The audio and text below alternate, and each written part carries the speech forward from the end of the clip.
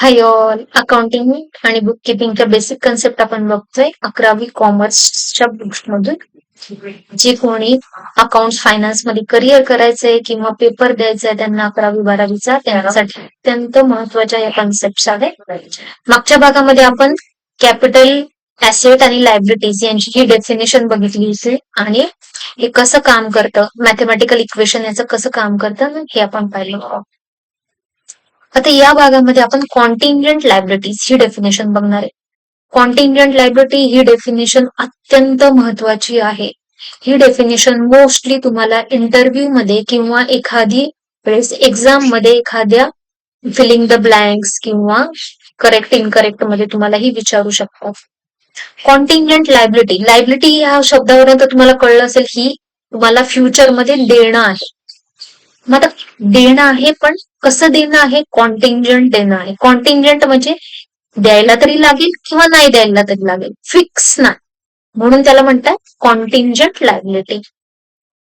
आता असं काय असू शकतं की ते देणं आहे पण फिक्स नाहीये की तुम्हाला द्यायला लागेल किंवा नाही द्यायला. मी की सोपं एक्झाम्पल घेऊन तुम्हाला समजून सांगते.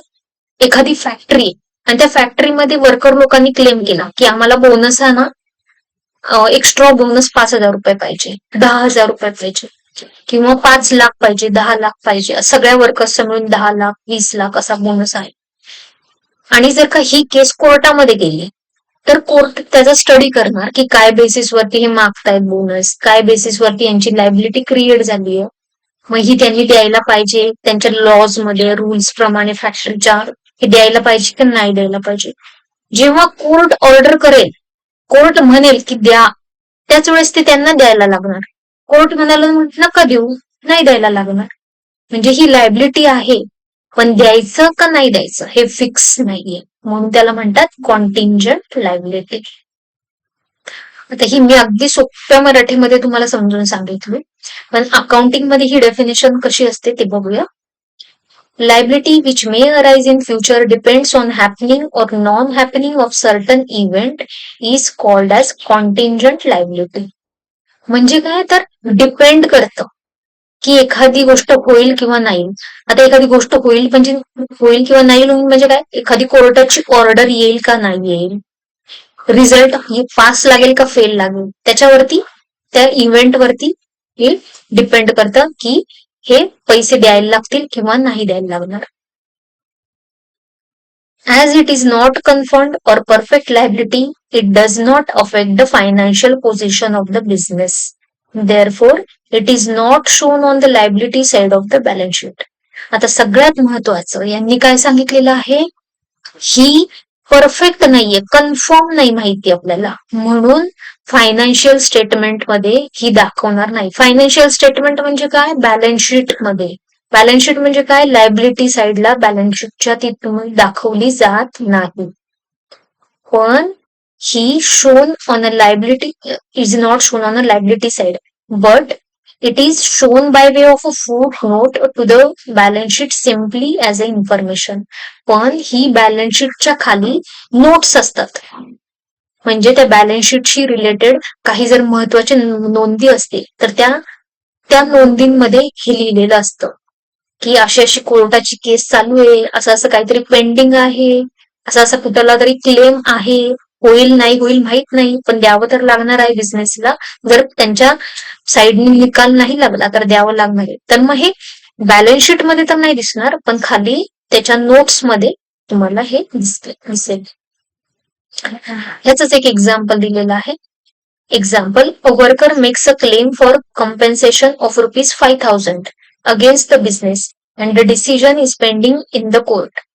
It may be a future liability for a business on a happening of an event that is court verdict. Court verdict म्हणजे काय, कोर्टाचा निकाल. आता यांनी काय दिलेलं आहे की वर्कर लोकांनी 5,000 रुपयाचा क्लेम केलेला आहे, कॉम्पेन्सेशन केलेलं आहे, मागणी केलेली आहे, कॉम्पेन्सेशन केलेलं आहे बिझनेसकडे, फॅक्टरीकडे म्हणा किंवा मालकाकडे म्हणा, आणि कोर्टामध्ये केस चालू आहे. आता कोर्टाच्या निकालावरती अवलंबून आहे की पैसे द्यायचे किंवा नाही. जर पैसे द्यायला लागले तर ते त्यांना लायबिलिटी म्हणून तिथे दाखवावे लागतील बॅलन्स शीट मध्ये, पण आतापर्यंत निकाल येत नाही तोपर्यंत काय करायचं तर नोट्सच्या फॉर्म मध्ये ते तुम्हाला खालती दाखवायचं आहे.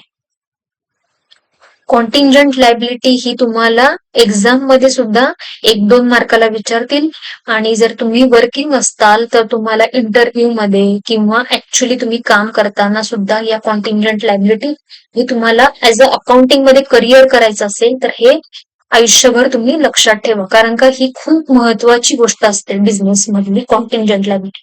ह्याच्यावरती तो एखादा बिझनेसचं पोझिशन कशी आहे, म्हणजे किती चांगला बिझनेस करतोय हे सुद्धा त्या कॉन्टिंजंट लायबिलिटीज वरनं समोरचा माणूस, लोन देणारा माणूस सुद्धा विचार करतो की लोन द्यायचं, बिझनेस करायचं की नाही या बिझनेसमॅन बरोबर.